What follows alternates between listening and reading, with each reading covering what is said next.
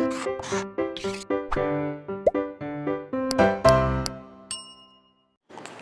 बच्चों, welcome to our study channel blueprint digital. मैं सचिन शर्मा, आपका फिजिक्स टीचर, आपका वेलकम करता हूं हमारे आज के इस लेक्चर में। तो हमारा आज का लेक्चर क्या है? हमारा आज का लेक्चर है अध्याय 11 का परमाणु की संरचना तथा स्पेक्ट्रमों की उत्पत्ति, यानी कि structure of atom and origin of spectra. तो इस लेक्चर का यानी कि इस अध्याय का हमने एक वीडियो पहले पब्लिश कर दिया है, जो कि आपको देखना चाहिए, क्योंकि उसके अंदर इसका बेसिकली परिचय बताया गया कि एटम वर्ड जो है यानी कि परमाणु शब्द जो है वो कहाँ से अस्तित्व में आया और परमाणु आखिर है क्या। तो परमाणु आखिर है क्या, वो सृष्टि का आधार कैसे है, वो ब्रह्मांड का आधार कैसे है, ब्रह्मांड को वो कैसे समझा सकता है, कैसे समझाया जा सकता है उसके द्वारा ब्रह्मांड को, वो सारा उसके अंदर निहित है। और जो कि आप ये भी मान सकते हो कि आधुनिक भौतिकी का भी है एक आधार माना जा सकता है परमाणु।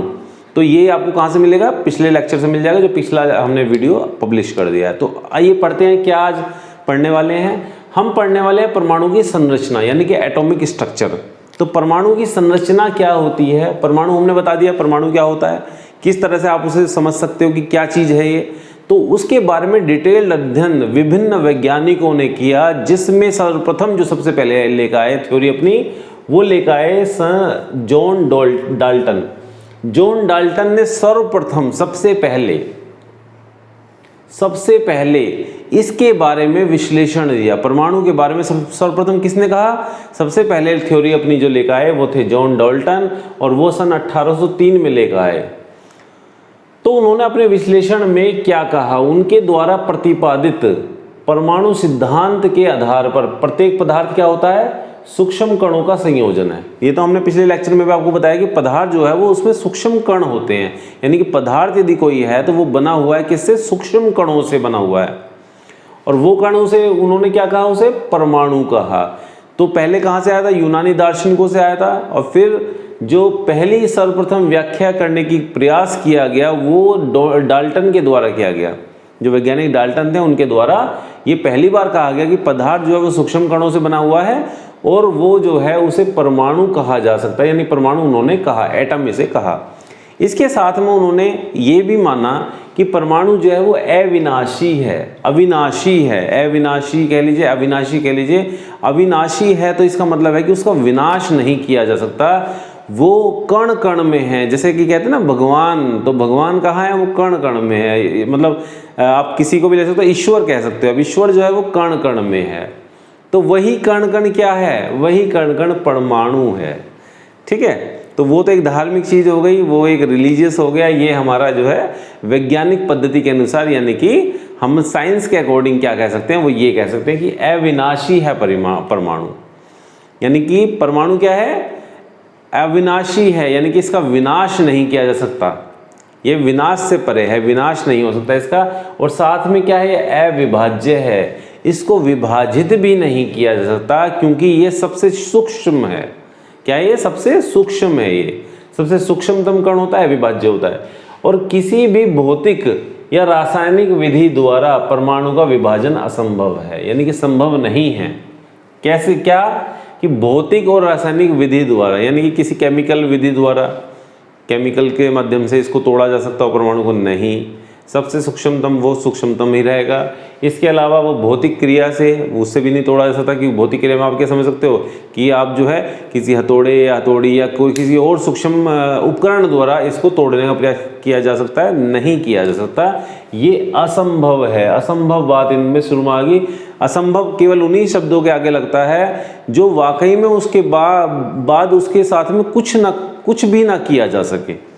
ठीक है, कोई भी किसी प्रकार का ट्रीटमेंट उसका ना किया जा सके, किसी प्रकार की कोई क्रिया उसके साथ ना कराई जा सके, तो उसके आगे क्या लग जाता है? असंभव लग जाता है। यानी कि अब ये काम संभव ही नहीं है, इसे सोचना ही बेकार है कि ये संभव है। तो असंभव चीज़ यहाँ पर कह दिया गया कि परमाणु क्या है? अविनाशी है, अविभाज्य है, और उसका विभाजन जो है असंभव है। किसी भी रासायनिक विधि हो, चाहे वो भौतिक विधि हो, सबके द्वारा वो असंभव है। ठीक है, तीसरे पॉइंट पे चलते हैं। तो तीसरा पॉइंट कहता है किसी एक तत्व के सभी परमाणु, तत्व से मतलब पदार्थ से ही है, पदार्थ को ही तत्व कहा जा रहा है यहाँ पे। तो किसी एक तत्व के सभी परमाणु जो होते हैं वो आकार, आकृति व गुणों में एक समान होते हैं। यानी कि यदि कह लीजिए कि एक पदार्थ के अंदर या एक तत्व के अंदर असंख्य परमाणु हैं, तो वो परमाणु जो होंगे सब जो होंगे वो एक ही आकार के होंगे, उनके गुण भी समान होंगे, ठीक है, चाहे वो देखने में हो चाहे वो क्रिया करने में हो, तो उनके गुण भी समान होंगे और उनकी आकृति भी समान होगी। क्या होगी? उनकी आकृति भी समान होगी। जैसे आप कह लो कि कोई एक प्रकार की हमने मिट्टी ले ली, तो मिट्टी का हर कण देख लो आप, वो लगभग समान ही होता है, ठीक है, वो समान ही होता है। तो वो कण जो होता है मिट्टी का, या कह लो एक रेत का आपकी कण उठा के देखो, चाहे उसमें असंख्य कण होते हैं तो उनको उठा के देखो, सब एक बराबर होते हैं। तो कहने का मतलब परमाणु से है। तो परमाणु क्या होता है? वो यदि एक ही तत्व का है, यदि आप बात करते हैं रेत की, तो रेत के जितने भी कण हैं वो सब समान आकृति के हैं, समान आकार के हैं और उनके गुण भी समान हैं। यानी कि जब हम कहते हैं कि हम रेत के एक ढेर पर पानी डालते हैं तो पानी निकल कर कहाँ चला जाता है? बाहर चला जाता है। तो गुण जो है वो सारे कणों के बराबर हैं, ठीक है, जो उस रेत के अंदर जो कण है वो सभी के लिए बराबर हैं। वो ऐसा नहीं कि केवल कि कुछ कणों ने तो पानी रोकना चाहा परंतु बाकी ने छोड़ दिया, ऐसा नहीं है। वो सभी जो है एक ही तरह का व्यवहार करते हैं। परंतु क्या होता है कि जब विभिन्न तत्वों के परमाणुओं के गुणों, जो परमाणु के गुणों की बात की जाती है, तो उनमें भिन्नता पाई जाती है। क्या पाई जाती है? भिन्नता पाई जाती है। यानी कि एक बात करें हम रेत की, हम बात कर लें यहाँ पे किसकी, जो आपके सीमेंट की बात कर लें, तो सीमेंट का जो कण होगा वो इसके कण से अलग होगा, यानी कि उसके कणों में इसके कणों में भिन्नता पाई जाएगी, यानी गुणों में भी भिन्नता पाई जाएगी। जॉन डाल्टन जो थे वो अपनी बात कह चुके। अब किसकी बात आती है? अब बात आती है वैज्ञानिक थॉमसन की।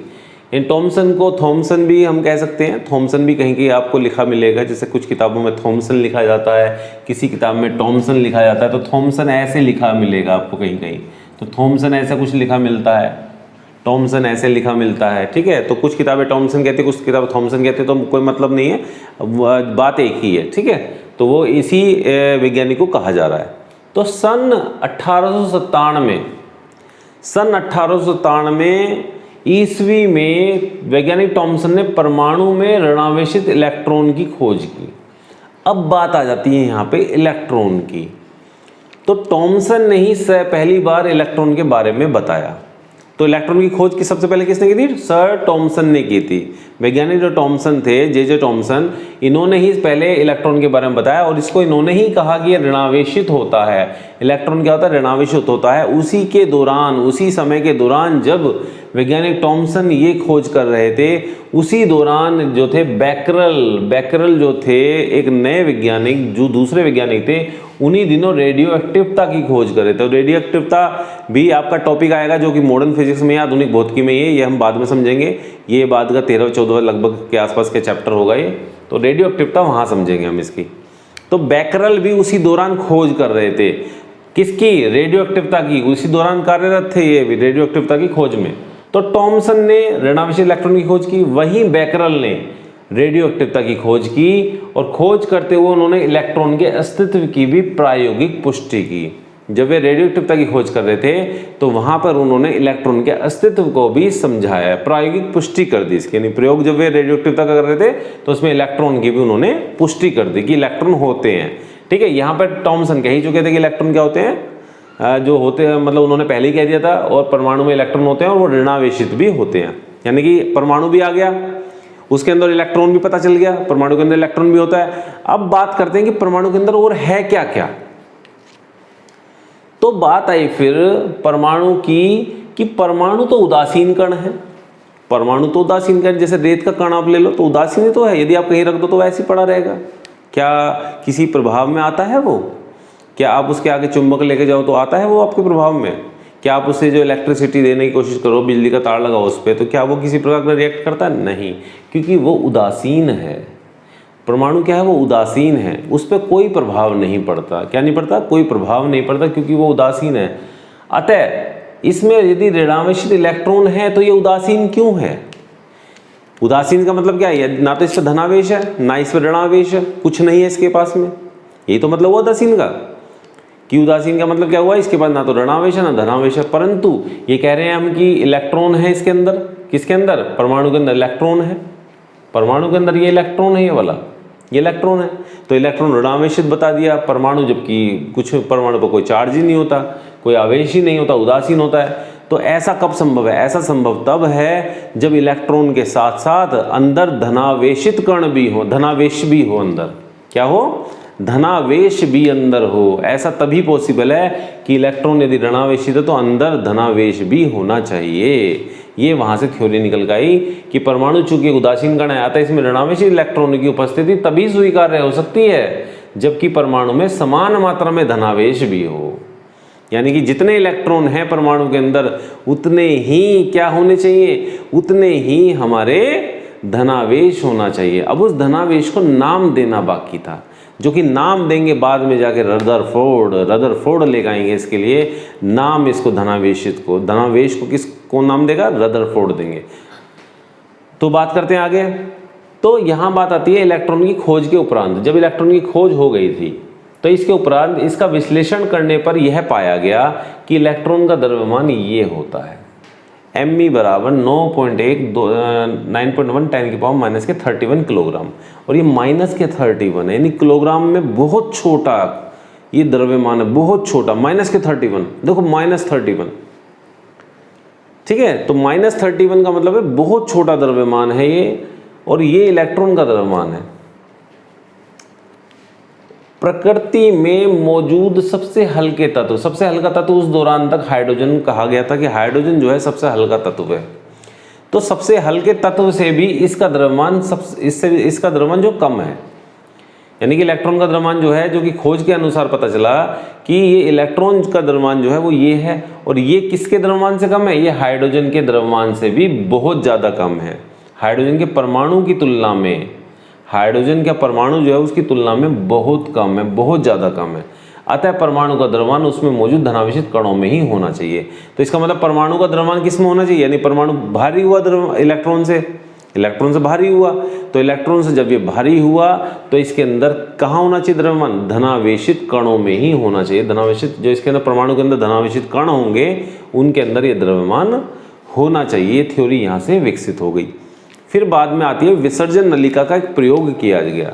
क्या किया गया? विसर्जन नलिका का एक प्रयोग किया गया, और उसमें धन किरणों का उपयोग किया गया, धन किरणों को उत्पन्न किया गया। उसमें क्या किया गया? विसर्जन नलिका में उत्पन्न धन किरणें। तो विसर्जन नलिका का प्रयोग किया गया, उसमें धन किरणें उत्पन्न हुई। क्या हुई? धन किरणें उत्पन्न हुई, और उनका जो अध्ययन किया गया और उसका निष्कर्ष निकाला गया तो उसमें ये पाया गया कि सबसे हल्के जो धनावेशित कण होते हैं उनका द्रव्यमान हाइड्रोजन परमाणु के द्रव्यमान के लगभग बराबर है। इस प्रयोग में जब ये किया गया विसर्जन नलिका का प्रयोग, तो एक धनावेश उत्पन्न हुए। क्या हुए? धनावेश उत्पन्न हुए, और उनका जो द्रव्यमान था वो हाइड्रोजन परमाणु के द्रव्यमान के बराबर था, हाइड्रोजन परमाणु के द्रव्यमान के लगभग बराबर था। तो हाइड्रोजन परमाणु का जो द्रव्यमान होता है उसके द्रव्यमान के बराबर था ये धनावेश, ठीक है। और तथा इलेक्ट्रॉन का जो ये जो धन आवेश पैदा हुआ, धन किरणें निकली यहाँ से, इन धन किरणों का जो द्रव्यमान था इलेक्ट्रॉन के द्रव्यमान से इतना गुना भारी था। यानी कि जो धनावेश निकला, धन किरणें निकली, ये इलेक्ट्रॉन के द्रव्यमान से इतना गुना भारी भी निकली। कितना गुना? 1836 गुना भारी थी ये। इन्हीं को बाद में जाकर वैज्ञानिक रदरफोर्ड आते हैं, यहाँ पे दिया हुआ है, वैज्ञानिक रदरफोर्ड आते हैं, और इन धनावेशित सूक्ष्म कण जो निकले थे किरणों के रूप में, जो बता रखा कण निकले, ये क्या कहा गया इन्हें प्रोटॉन कहा गया। क्या कहा गया रदरफोर्ड ने क्या नाम दिया इसको? प्रोटॉन कहा। यानी कि यही तो पढ़ा है हमने अब तक कि जो है परमाणु के अंदर क्या होता है कि इलेक्ट्रॉन भी होते हैं और प्रोटॉन भी होते हैं। प्रोटॉन कहाँ होते हैं ये आगे डिस्कशन होगा, तो आगे जब चलेंगे हम तो हो सकता है कि नेक्स्ट टॉपिक में हो, नेक्स्ट लेक्चर में हो। जो हमें आज समझना है वो हम देख लेते हैं पहले। तो प्रोटॉन कह दिया इसको, धनावेश को। उस समय तक परमाणु के भीतर ऋणावेशित इलेक्ट्रॉन धनावेशित प्रोटॉन की मौजूदगी के अतिरिक्त परमाणु के द्रव्यमान वितरण के संबंध में कोई अन्य जानकारियां नहीं थी। ये कहता है कि उस समय तक जब ये प्रोटॉन की बात कही गई और इलेक्ट्रॉन की बात चल रही थी, तो उस दौरान तक हमें परमाणु के अंदर क्या क्या है, इनके अलावा न्यूट्रॉन भी होता है, तो वो है कहाँ, तो तब तक हमें कुछ नहीं पता था, इसके बारे में हमें कोई जानकारी नहीं थी। ये बात यहीं पर फिर रुक जाती है। फिर आगे बात आती है कि परमाणु के आकार भी बता दिया गया, और कुछ प्रायोगिक तथ्य के आधार पर परमाणु का जो आकार था वो 10 की पावर -10 मीटर की कोटि का बताया गया। यानी कहा गया कि परमाणु जो है वो गोल है और गोल है तो इसका मतलब गोलाकार है वो, तो गोलाकार की जो त्रिज्या थी वो 10⁻⁻10 मीटर की कोटि की है। ये प्रायोगिक परीक्षण किए गए, एक्चुअली ये देखा किसी ने नहीं है, ये चीज़ें देखी किसी ने नहीं है, केवल परीक्षण किए जाते हैं। तो परीक्षण के आधार पर जो उनसे कह लीजिए कि जो उनके मार्ग में कुछ चीज़ रखी जाती हैं जिनसे ये निकलते हैं, वहाँ फिर वे टकराते हैं या नहीं टकराते हैं, वो गुजर जाते हैं पास से होकर, तो उनके आधार पर कुछ परीक्षण बना लिए जाते हैं जिसके आधार पर कहा जाता है कि इनकी जो त्रिज्या है वो ये है। और हालांकि देखा किसी ने नहीं है कि कितनी त्रिज्या है कितना नहीं है, परंतु ये त्रिज्या इसमें परीक्षणों के आधार पर निकाली गई है। तो त्रिज्या कितनी निकाली गई प्रायोगिक तथ्यों के आधार पर 10⁻⁻10 मीटर कोटि की होती है। और ये बहुत इंपॉर्टेंट है, ये याद रहनी चाहिए आपको। 10⁻⁻10 मीटर परमाणु की जो है वो त्रिज्या, परमाणु की जो त्रिज्या है, परमाणु यानी गोलाकार बताया गया है, गोल बताया गया, तो उसकी त्रिज्या कितनी है, इतनी है 10⁻⁻10 मीटर की लगभग कोटि की होती है, कोटि की। हो सकता है ये 10 × 10⁻⁻10 हो या 3 × 10⁻⁻10 हो, तो कुछ भी हो सकता है, पर 10⁻⁻10 मीटर की कोटि की होती है, ठीक है।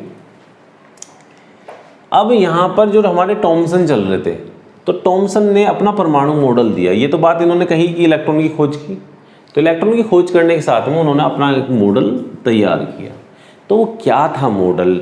Thomson's model of atom. तो इंग्लिश में देखो थॉमसन लिखा हुआ है, हिंदी में टॉमसन बोलते हैं, तो कई बार इसका ट्रांसलेशन लिख देते हैं तो थॉमसन आ जाता है, तो किताबों में थॉमसन भी मिलता है आपको, ठीक है। तो बात करते हैं 1904 ईस्वी की। भौतिक विज्ञानी, ब्रिटिश भौतिक विज्ञानी जो कि जोसेफ जे टॉमसन थे, जे टॉमसन बोलते हैं इनको, जे टॉमसन। तो जे टॉमसन ने परमाणु का एक मॉडल सर्वप्रथम प्रस्तुत किया। बताया था ना, सर्वप्रथम पहली बार किसने कहा था? टॉमसन ने कहा था। इलेक्ट्रॉन की खोज की थी सबसे पहले टॉमसन ने, तो जिसे टॉमसन का परमाणु मॉडल कहते हैं। तो सबसे पहले जे टॉमसन ने इस मॉडल को प्रस्तुत किया जिसके आधार पर इसे टॉमसन का ही परमाणु मॉडल कहते हैं। टॉमसन के मॉडल के अनुसार प्रत्येक परमाणु 10⁻10 मीटर त्रिज्या का एक धनावेशित ठोस गोला होता है। ये तो पहले भी बात आ चुकी, 10⁻10 मीटर की कोटि का होता है त्रिज्या जो होती है उसकी। तो ये 10⁻10 मीटर त्रिज्या का एक धनावेशित ठोस गोला होता है। ये किसने कही थी बात? ये टॉमसन ने ही कही थी। किसने कही थी? टॉमसन ने। यानी कि बात कहाँ से आई है? टॉमसन से ही आई है निकल कर, ठीक है। और ये कैसा होता है? ये गोला दिखाया हुआ है, ये परमाणु गोला दिखा हुआ है, परमाणु का गोला दिखा दिया। और परमाणु गोले में क्या दिखा दिया? ये धनावेश दिखा दिया, फिर ये ऋणावेश भी दिखा दिया इन्होंने। धनावेश ऋणावेश आपस में एक दूसरे के साथ ही इन्होंने दिखा दिए कि धनावेश भी यही है और ऋणावेश भी यही है, और दोनों जो है बराबर मात्रा में है। जितने इलेक्ट्रॉन है धनावेश है उतने ही प्रोटॉन है, ठीक है। पर प्रोटॉन नाम कहाँ से आया? प्रोटॉन नाम आया बाद में रदरफोर्ड के द्वारा। तो अब तक ये क्या कहा जा रहा था इसको? इसे कहा जा रहा था धनावेश, धनावेशित कण कहा जा रहा था। इसे प्रोटॉन नाम दिया रदरफोर्ड ने, बाद में दिया, टॉमसन के बाद आए हुए उन्होंने बाद में दिया, ठीक है। तो ऋणावेश भी है और धनावेश भी है, दोनों चीजें हैं इसके अंदर। अब इन्होंने क्या कहा कि परमाणु का जो सारा द्रव्यमान है, टोटल द्रव्यमान जो है वो इसी गोले के अंदर है, और टोटल धनावेश भी इसी गोले के अंदर है, और एक समान रूप से वितरित है। यानी कि एक समान रूप से का मतलब एक समान रूप से बिखरा हुआ है ये। यानी कि एक समान रूप से क्या होगा? जितना धनावेश उतना ही ऋणावेश, एक समान रूप से बिखरा हुआ है अंदर। इस गोले के अंदर जगह जगह पर इलेक्ट्रॉन इस प्रकार धसे रहते हैं जिस प्रकार के एक तरबूज में उसके बीज। तो देखो कहाँ तुलना वे कर रहे हैं, तरबूज के बीज से उन्होंने तुलना कर ली। जैसे कि आपने तरबूज खाया होगा, तरबूज काट के खाते हैं आप, तो उसमें देखते हैं ना जगह जगह बीज लगे होते हैं, जगह जगह बीज लगे होते हैं, ठीक है। तो जगह जगह बीज, कुछ लोग तो मुँह में शायद पानी भी आ गया हो, तो जगह जगह बीज लगे होते हैं। तो वे क्या हैं? वो इसी के समान बताए गए कि धनावेशित गोले में, धनावेश तो ऐसा मान लिया कि जैसे कि पूरा तरबूज, और उसमें छोटे छोटे जो है बीज हैं, तो वो बीज क्या हैं? वो ऋणावेश उन्होंने कह दिया कि जैसे ऐसे दिखाई देते हैं वे ऋणावेश, जैसे कि छोटे छोटे बीज हैं तरबूज के, ये तरबूज में बीज होते हैं, इस प्रकार से वो दिखाई देते हैं, ठीक है। तो उसके बाद में कहा गया कि परमाणु में इलेक्ट्रॉन का जो कुल ऋणावेश है, इलेक्ट्रॉन का जो कुल ऋणावेश है वो परमाणु के कुल धनावेश के बराबर होता है। तो इलेक्ट्रॉन का जो ऋणावेश है वो प्रोटॉन के धनावेश के बराबर है, ये मतलब परमाणु के कुल धनावेश के बराबर है। ये भी उन्होंने एक बात कही। और जिस प्रकार से चित्र दिखाया हुआ है, ये चित्र जो देखने के बाद में इसको एक संज्ञा दी गई। इस चित्र को देखने के बाद टॉमसन का जो चित्र दिखाया गया, टॉमसन ने चित्र दिखाया, उसके अनुसार एक संज्ञा दी गई। इस चित्र को, इस मॉडल को वो क्या दी गई? Plum pudding model. क्या कहा गया इसे? प्लम पुडिंग मॉडल कहा गया। पुडिंग का मतलब क्या होता है पता है? हलवे को बोलते हैं। हलवा जो होता है उसको पुडिंग बोलते हैं। और प्लम ऐसा हो गया जैसे कि उसमें छोटे छोटे बीज डाल दिए हों। जैसे कि बीज नहीं डाल देते, खरबूजे के बीज डाल देते, तरबूज के बीज डाल देते हैं, तो वो ऐसे प्लम हो गए वे। ठीक है, तो प्लम पुडिंग मॉडल इसको कहा गया। इस चित्रमय रूप से, यानी चित्र को देखकर इस मॉडल को क्या कहा गया? प्लम पुडिंग मॉडल भी इसे कहा जाता है। तो एग्जाम में क्वेश्चन में ये आ सकता है, प्लम पुडिंग मॉडल को समझाओ। टॉमसन के प्लम पुडिंग मॉडल को समझाइए। अच्छा, जो ये ना टॉमसन मॉडल दिया, टॉमसन मॉडल ने कुछ घटनाओं की व्याख्या करने में सफल रहा है। तो वो घटनाएं क्या क्या थी? तो कुछ घटनाएं से सफलता से व्याख्या कर दी उनकी। तो यह परमाणु मॉडल जो था, तापायनिक उत्सर्जन की इसने व्याख्या कर दी। तापायनिक उत्सर्जन की इसने व्याख्या कर दी। आगे चल के पढ़ोगे इसे। वैसे तो ये वैक्यूम ट्यूब जो आता है, ट्रायोड वाल्व वगैरह में ये चीज़ें आती हैं, तापायनिक उत्सर्जन। तो शायद ये ना भी आए आपके इसमें, इस वाले में। तो देखते हैं आगे क्या क्या है इसमें। तो फिर आता है फिर प्रकाश वैद्युत उत्सर्जन। प्रकाश वैद्युत उत्सर्जन तो हमने पढ़ गए हैं पिछले 10वें चैप्टर में, 10 चैप्टर में पढ़ा हमने। ठीक है, प्रकाश वैद्युत इलेक्ट्रिक फोटो इलेक्ट्रिक इफेक्ट हम पढ़ गए हैं। इसके अलावा गैस का आयनीकरण, गैस के आयनीकरण में की व्याख्या में भी ये सफल रहा। क्या रहा? सफल रहा। व्याख्या कर दी इसने, तीनों परिघटनाओं की व्याख्या की। इसके बाद और भी इसने व्याख्या की, किस किस की? परमाणु के स्थायित्व की व्याख्या की, कि परमाणु क्या है? स्थायी है। स्थायी, मैंने कहा ना कि परमाणु क्या है? परमाणु से पूरा ब्रह्मांड बना है और वो स्थायी है। कण कण में परमाणु है, कण कण में वायु, जल, मिट्टी, आकाश, नभ, गगन, सब जगह क्या है? परमाणु है। जैसे कहते हैं भगवान व्याप्त है हर जगह, कण कण में व्याप्त है, वैसे ही परमाणु की आप भगवान को संज्ञा दे सकते हो परमाणु की, कि परमाणु क्या है? भगवान है। ठीक है, भगवान क्या है? परमाणु। तो आप उस रूप में वैज्ञानिक दृष्टिकोण से संज्ञा आप दे सकते हो। तो क्या आ गया? ये परमाणु का स्थायित्व आ गया। उसकी व्याख्या इसने कर दी। वैद्युत चुंबकीय तरंगों की भी इसने व्याख्या कर दी। वैद्युत चुंबकीय तरंगों के उत्सर्जन की व्याख्या कर दी इसने। आदि घटनाओं की भी सफल व्याख्या इसने कर दी। परंतु यहाँ पे परंतु लगाना पड़ेगा। परंतु इसलिए लगाना पड़ेगा क्योंकि ये मॉडल जो है इसे मान्य नहीं किया गया। आप कहेंगे सर इतना कुछ समझाया इसने, इतना कुछ दे दिया, इलेक्ट्रॉन की भी खोज कर दी, फिर भी यह मान्य हो गया। ये फिर भी मान्य नहीं कहा गया। इसे क्यों नहीं कहा गया, उसे थोड़ा सा समझने का प्रयास करते हैं। तो रब कर देते हैं इसे। बात करते हैं परमाणु मॉडल के दोष, यानी कि टॉमसन के परमाणु मॉडल के दोष की, यानी कि drawbacks of Thomson's model of atom. तो इसमें कुछ कमियां थी, इस मॉडल में कुछ कमियां थी जिसके कारण इसे अमान्य घोषित किया गया, जबकि ये कई परिघटनाओं की व्याख्या करने में सफल रहा। इसने इलेक्ट्रॉन की भी खोज की, साथ में बहुत कुछ ऐसी बातें बताई जो ऐसा लग रहा था कि शायद ये ठीक हैं।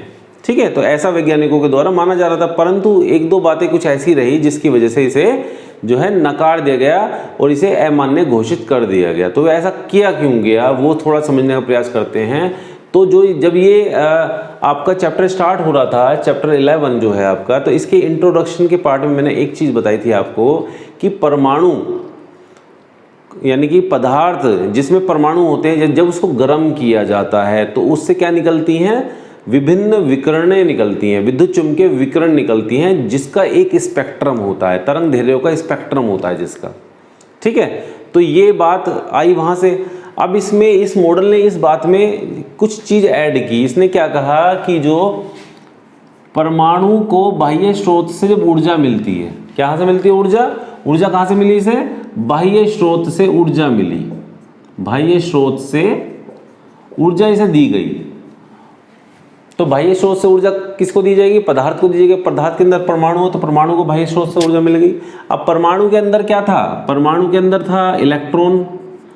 तो इस मॉडल ने कहा कि जो इलेक्ट्रॉन होते हैं, जब परमाणु को बाह्य स्रोत से ऊर्जा मिलती है तो इलेक्ट्रॉन जो होते हैं उसको ऊर्जा मिल जाती है और ये जो है वो कंपन करने लग जाता है। क्या करने लग जाता है? इलेक्ट्रॉन क्या करेगा? कंपन करेगा, अपनी माध्य स्थिति के इधर उधर कंपन कर लग जाता है। जैसे कि सपोज करो यहाँ ये इलेक्ट्रॉन है तो ये इसकी माध्य स्थिति है, तो इस माध्य स्थिति के इधर और इधर ये कंपन करने लग जाता है। इस प्रकार से कभी इधर जाता है कभी इधर जाता है, वापस इसी जगह आ जाता है। ये मध्य स्थिति है, ये इक्विलिब्रियम पोजीशन है इसकी, किसकी, इलेक्ट्रॉन की। ये माइनस लगा दो इसके बीच में, ठीक है। ऋणावेशित आया, ये क्या है, कण है, तो ऋणावेशित कण यानी कि इलेक्ट्रॉन जो है ये माध्य स्थिति के इधर उधर कंपन करने लगता है, और कंपन करने के कारण ही जो है क्या दिखाई देता है, क्या दिखाई देता है, स्पेक्ट्रम दिखाई देता है। इसी के कारण स्पेक्ट्रम दिखाई देता है, तो इन्होंने ये ऐसा माना। परंतु जब बात आती है हाइड्रोजन परमाणु, ये तो नॉर्मली सभी परमाणु के लिए उन्होंने कहा, तब बात करें हाइड्रोजन परमाणु की। हमने कहा कि हाइड्रोजन परमाणु के केस में हाइड्रोजन में केवल एक ही इलेक्ट्रॉन होता है। कितना होता है, हाइड्रोजन के परमाणु में केवल एक ही इलेक्ट्रॉन होता है। यहाँ ये कह रहे थे साहब कि परमाणु के अंदर जो इलेक्ट्रॉन होते हैं वो इलेक्ट्रॉनों की वजह से की कंपन के कारण ही हमें जो था स्पेक्ट्रम प्राप्त होता है, ठीक है, स्पेक्ट्रम प्राप्त होता है। अब यहाँ जब मैंने, इसका मतलब क्या था कि स्पेक्ट्रम का मतलब क्या था, जो स्पेक्ट्रम के अंदर लाइंस प्राप्त होती हैं, जैसे इस प्रकार की लाइंस मिलती हैं स्पेक्ट्रम के अंदर, जैसे ऐसी लाइंस मिलती हैं, ऐसी लाइंस मिलती है स्पेक्ट्रम के अंदर। तो ये स्पेक्ट्रम मान लो एक तरह का, ठीक है। तो अंदर फाइन लाइंस होती है, अंदर क्या होती है, फाइन लाइंस बोलते हैं उनको। तो इस प्रकार की लाइंस मिल जाती हैं अंदर, ठीक है।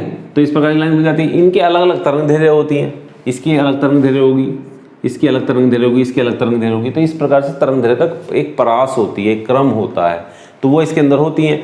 तो इन्होंने क्या था, कहा था कि इलेक्ट्रॉनों के कंपन के कारण जो होगा, क्या होगा कि लाइंस मिलती हैं, जितने इलेक्ट्रॉन होंगे उसी के अनुसार उतनी लाइंस होंगी, ठीक है। ऐसा कुछ इन्होंने कहा था, इस मॉडल को स्वीकारा था इन्होंने।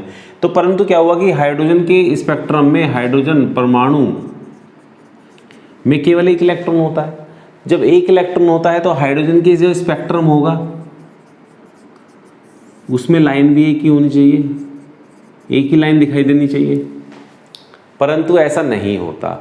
हाइड्रोजन स्पेक्ट्रम का, यानी हाइड्रोजन परमाणु के स्पेक्ट्रम को जब देखा जाता है तो उसमें बहुत लाइंस होती हैं। क्या होती हैं, ऐसा नहीं होता, जबकि लाइंस जो होती हैं वो काफ़ी होती हैं। लाइंस जो होती हैं वो संख्या में होती हैं। किस में होती हैं, संख्या में होती हैं। तो इसका मतलब ये जो था, इनका कहना जो था वो गलत साबित हो गया यहाँ पे, कि जितने इलेक्ट्रॉन उतनी लाइंस, और जबकि यहाँ ऐसा नहीं है। यहाँ ऐसा कैसे नहीं है, क्योंकि हाइड्रोजन में तो एक ही इलेक्ट्रॉन होता है, तो फिर तो एक ही लाइन दिखाई देनी चाहिए थी उसके स्पेक्ट्रम में, परंतु बहुत सारी लाइंस दिखाई देती हैं हाइड्रोजन स्पेक्ट्रम में। तो इस वजह से ये क्या हो गया, यहाँ पर ये गलत सिद्ध हो गया। थॉमसन का मॉडल यहाँ पर गलत सिद्ध हो गया। इसके बाद आती है बात, जो दोबारा ये फिर किसी और बात पे गलत हुआ, वो है आपका अल्फा किरणों का प्रकीर्णन। तो अल्फा किरणों का प्रकीर्णन की व्याख्या करने में ये सफल नहीं हुआ, ये यहां भी असफल हो गया। अल्फा कणों के प्रकीर्णन को, अल्फा कण या अल्फा किरणों के प्रकीर्णन को ये नहीं समझा सका, जिसे बाद में जाकर रदरफोर्ड ने समझाया, रदरफोर्ड ने इसकी व्याख्या की।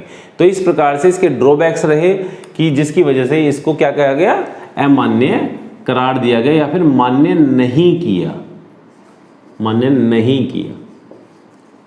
तो ये इसकी जो है ड्रॉबैक्स रहे, और एग्जाम में पूछे जाते हैं। अच्छी बात ये है, एग्जाम में पूछे जाते हैं, ड्रॉबैक्स भी पूछे जाते हैं, और थॉमसन का परमाणु मॉडल भी पूछ लेंगे।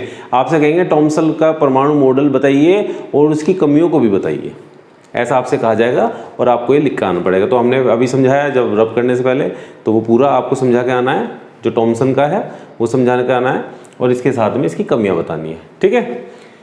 तो बच्चों, कैसा लगा वीडियो आपको, और यदि वीडियो आपको अच्छा लगा है तो आप इसे लाइक, सब्सक्राइब और इसके बेल आइकन को जरूर क्लिक कीजिए, क्योंकि जब आप क्लिक करते हैं बेल आइकन को, तभी हमारे सारे अपडेट्स, जितने भी वीडियोस हमारे नेक्स्ट आने वाले हैं, उनके सारे अपडेट्स आप तक रेगुलर पहुंच पाते हैं। तो हम नेक्स्ट लेक्चर में चलते हैं, नेक्स्ट लेक्चर में मिलेंगे अब, और उसमें क्या पढ़ेंगे, उसमें हम रदरफोर्ड का अल्फा किरणों का प्रकीर्णन पढ़ेंगे, अल्फा किरणों को किस प्रकार से प्रकीर्णन किया, और बहुत सारी चीज़ें उसमें आएंगी, तो वो नेक्स्ट लेक्चर में देखते हैं। Till then good bye, and we will meet in our next lecture, जिसमें हम रदरफोर्ड पढ़ेंगे। तो thank you for watching our videos, thank you very much.